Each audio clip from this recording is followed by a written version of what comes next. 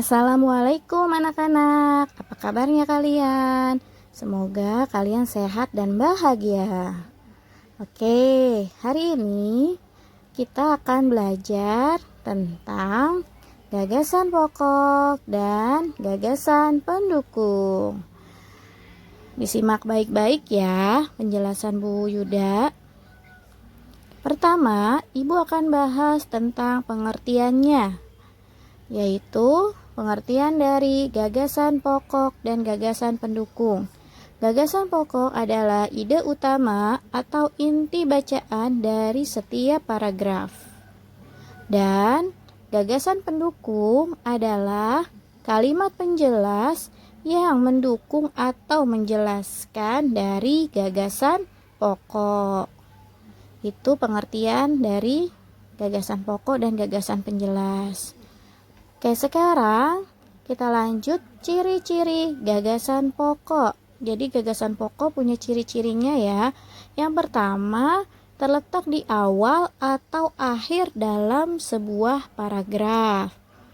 Ciri yang kedua, jika gagasan pokoknya terletak di awal paragraf, maka ciri-cirinya adalah ada pengulangan kata di kalimat selanjutnya.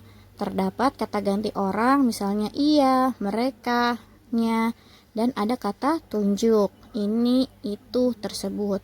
Jadi kalau ada kata tunjuk, ada kata ganti orang, dan ada pengulangan kalimat di kalimat selanjutnya, maka gagasan pokoknya terletak di awal paragraf. Dan ciri yang ketiga, jika gagasan pokoknya terletak di akhir paragraf, maka ciri-cirinya pada kalimat akhir biasanya ada kesimpulan yang ditandai dengan kalimat oleh karena itu, dengan demikian, oleh sebab itu, dan juga terdapat simpulan penegasan. Biasanya ditemukan kata jadi atau bahkan. Oke, kita selanjutnya adalah kita bahas ciri-ciri dari gagasan pendukung. Pertama, cirinya adalah memiliki lebih dari satu kalimat di setiap paragrafnya. Jadi banyak kalimatnya untuk gagasan pendukung ini. Yang kedua adalah menjelaskan informasi dari gagasan pokok. Jadi itu ya cirinya. Dan yang ketiga adalah jika gagasan pokok telah ditentukan, maka sisa kalimat yang lainnya itu merupakan gagasan pendukung. Jadi kalau sudah dapat nih gagasan pokoknya, maka yang lainnya itu artinya adalah gagasan pendukung. Baik, Ibu akan melanjutkan. Ibu akan sampaikan beberapa nama lain atau sebutan lain untuk istilah gagasan pokok. Di antaranya adalah pokok pikiran, atau juga ada yang menyebutnya adalah gagasan utama. Ada juga yang menyebutnya ide pokok. Dan yang terakhir ini ada juga yang menyebutnya pikiran utama. Jadi tadi ada 4 ya. Ada ide pokok, pokok pikiran, gagasan utama, dan pikiran utama. Itu nama lain dari gagasan pokok. Itu berarti sama saja, yang dimaksud adalah gagasan pokok. Sekarang langkah-langkah untuk menentukan gagasan pokok dan gagasan pendukung. Pertama, anak Ibu membaca seluruh kalimat di setiap paragrafnya dengan baik dan cermat.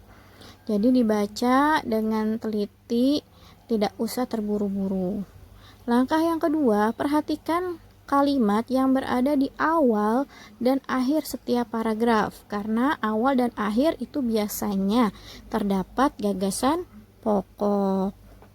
Dan yang ketiga, setelah kamu baca baik-baik lalu perhatikan di kalimat di awal dan di akhir, maka kita beri tanda mana nih yang ada gagasan pokoknya di setiap paragrafnya.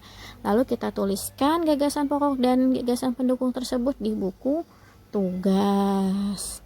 Jadi itu ya untuk menentukannya. Nah, ini selanjutnya Ibu akan bahas 4 cara menentukan gagasan pokoknya. Jadi selain yang awal tadi, ini ada yang lain Ibu akan sampaikan. Cara pertama, ambil langsung dari kalimat utama. Maksudnya bagaimana? Ibu akan langsung saja masuk ke dalam contoh berikut ini disajikan sebuah paragraf. Ibu bacakan, buah kedondong memiliki berbagai manfaat. Buah ini bisa dijadikan bahan rujak yang lezat. Buah ini bisa juga dijadikan manisan. Buah yang rasanya masam ini juga bisa dijadikan obat batuk dengan cara memakan daging buahnya yang sudah dicolek atau dilumuri kecap. Jadi ini terlihat tentang manfaat buah kedondong, dan ada pengulangan kata di kalimat-kalimat selanjutnya tentang buah. Maka jelas bahwa gagasan pokoknya itu terletak di awal. Di sini diberi garis bawah ya. Dan ini satu kalimat full dan juga merupakan kalimat utama. Maka kalimat utama ini juga merupakan gagasan pokok. Jadi sama. Kalau kalimat utama itu full, satu kalimat itu tidak ada yang dibuang katanya. Ya. Jadi itu untuk cara pertama. Cara yang kedua adalah dalam menentukan gagasan pokok, yaitu mengurangi kata dalam kalimat utama. Jadi ini contoh yang ibu pakai sama dengan yang sebelumnya. Kalau kalian masih ingat, tadi kalimat utamanya adalah buah kedondong memiliki berbagai manfaat. Itu kalimat utama yang full, yang belum dibuang katanya. Nah, cara kedua ini kita bisa membuang satu atau beberapa kata tapi tidak mengubah makna kalimatnya. Untuk contoh ini ibu hanya buang satu kata, yaitu kata buah yang ibu buang.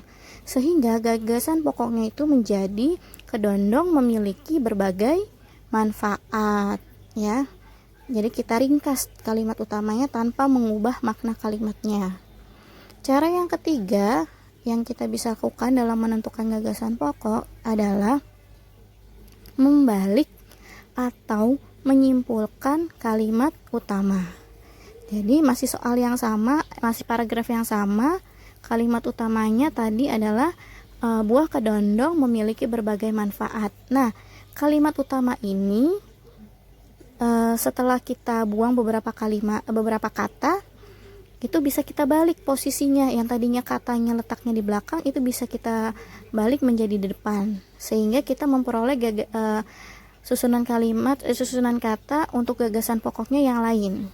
Misalnya di sini ibu balik menjadi manfaat buah kedondong, ya, atau manfaat kedondong, itu juga bisa, ya. Jadi ibu balik kata manfaat yang tadinya di belakang di paragraf awal di gagasan pokoknya, ibu balik menjadi depan, atau kita tambahkan kata berbagainya, berbagai manfaat buah kedondong yang menunjukkan bahwa manfaatnya banyak. Atau kita bisa mengganti dengan kata yang lain tapi makna katanya sama. Misalnya manfaat kita ganti dengan kata kegunaan, karena dia memiliki makna yang sama sehingga bisa digunakan untuk ditulis sebagai gagasan pokok. Atau juga kita ganti kata manfaatnya dengan kata khasiat, itu juga boleh karena memiliki makna kata yang sama, ya. Itu cara ketiga. Lalu cara yang keempat adalah dengan cara menyimpulkan isi paragrafnya. Jadi paragraf itu tentang apa, membahas apa, kita buat kesimpulannya dengan kalimat yang tidak terlalu panjang. Contohnya di sini adalah paragrafnya, ini adalah hewan berkaki 4. Hewan ini termasuk hewan herbivora atau pemakan tumbuh-tumbuhan. Dagingnya menjadi komoditas pokok di Indonesia. Saat hari Idul Adha, hewan ini sering dijadikan hewan kurban. Hewan ini adalah sapi. Kita lihat di sini membahas tentang sapi. Tapi kalau gagasan pokoknya adalah kalimat terakhir ini, itu kurang tepat. Hewan ini adalah sapi. Jadi kurang kurang cocok. Kita simpulkan. Nah, inilah kesimpulannya. Ciri-ciri sapi. Selanjutnya kita akan bahas soal latihan terakhir. Di sini diberikan sebuah paragraf. Diperhatikan ya. Minyak bumi merupakan salah satu sumber mineral yang sangat dibutuhkan manusia. Minyak bumi didapat dari sumbernya yang berada di bagian kerak bumi. Proses pengambilannya dengan cara dibor di kilang-kilang minyak. Tidak bisa terbayang seandainya minyak bumi habis. Keberlangsungan hidup manusia akan banyak masalah dan kacau. Kamu lihat perhatikannya ada kata yang diulang. kata yang terdapat di kalimat utama diulang di kalimat selanjutnya, yaitu kata minyak bumi. Artinya gagasan pokok ini terletak di awal paragraf, itu yang diberi garis bawah ya nak.